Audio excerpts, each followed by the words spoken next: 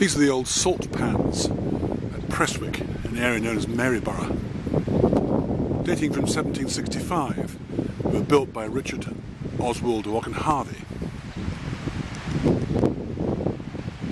There were depressions or reservoirs cut into the rock down by the sea, and water was brought in from there, and the salt was made using coal.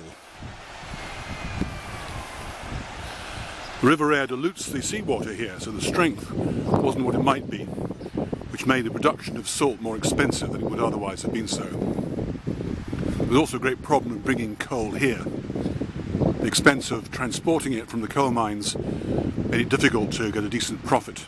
There was also the problem that, believe it or not, salt was smuggled in from Ireland. The sort of salt made here was basically just for domestic use. It wasn't any good for salting fish. Despite the condition, these salt pans are probably the best preserved buildings related to that industry in Scotland.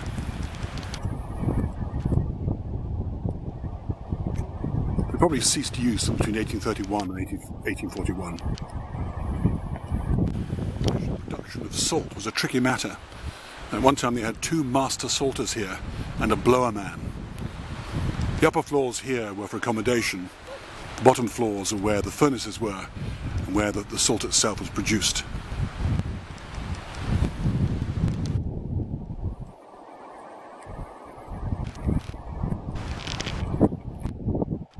To try and reduce the cost of the coal being transported here, a special road was built, a coal road. A smithy and stables were once attached to these buildings.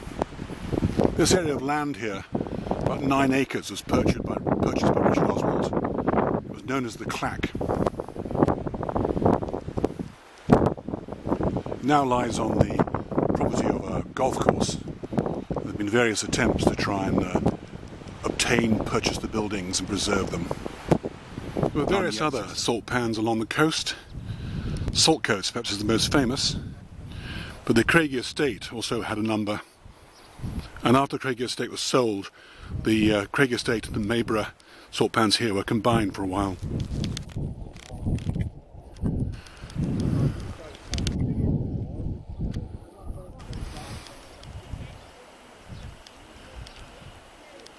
Old maps show a number of depressions, reservoirs, presumably artificially cut into the rocks down here beside the salt pans.